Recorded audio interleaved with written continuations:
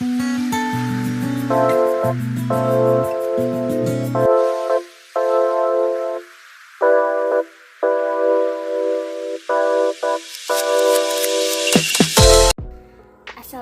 warahmatullahi wabarakatuh. Perkenalkan, saya Lestari Handayani Aulia.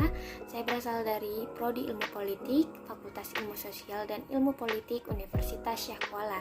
Jadi di video kali ini saya ingin menjelaskan sedikit mengenai pembelajaran mata kuliah Politik HAM dan Demokrasi di bawah bimbingan Ibu Dosen Aminah SIPMP. Jadi di video ini saya akan menjelaskan sedikit mengenai hak asasi manusia.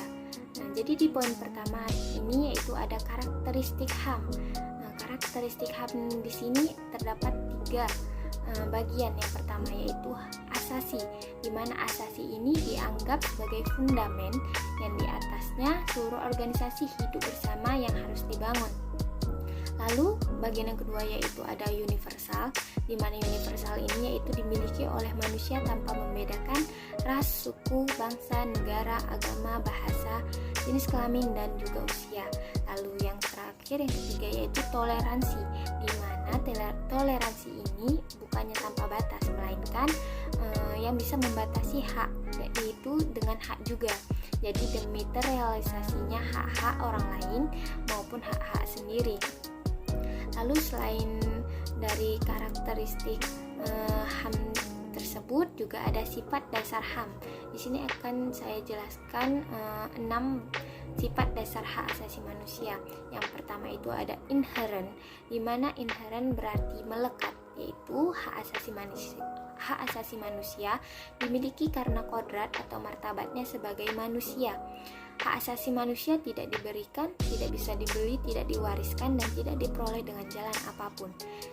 Dan yang kedua yaitu universal, di mana hak asasi manusia berlaku untuk semua orang di seluruh dunia, karena hak asasi manusia merupakan prinsip-prinsip yang diterima secara umum tanpa adanya pengaruh ras, jenis kelamin, agama, dan lain-lain.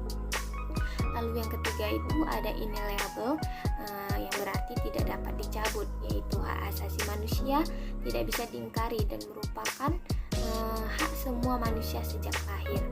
Lalu yang keempat ada invisible, yang berarti tidak dapat dibagi, yaitu antara satu hak asasi dengan hak asasi lainnya saling berkaitan satu sama lain dan tidak dapat dibagi ataupun dipisahkan. Lalu yang kelima itu ada interdependent, di mana pemenuhan suatu hak asasi akan sangat bergantung dengan pemenuhan hak asasi lainnya. Lalu yang terakhir, yang keenam, yaitu ada hak asasi manusia itu harus dilindungi, dihormati, dan dipertahankan, dan hak asasi manusia tidak bisa dikurangi atau dirampas oleh siapapun.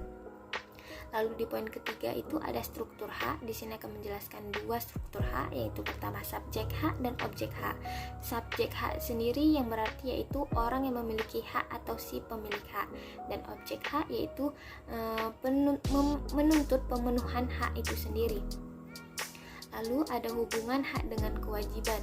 Jadi hubungan hak dengan kewajiban yaitu kewajiban negatif, yaitu kewajiban untuk tidak mencabut nyawa seseorang, dan ada kewajiban positif, ada kewajiban menyediakan makanan atau sumber daya lainnya yang dibutuhkan seseorang untuk mempertahankan hidupnya.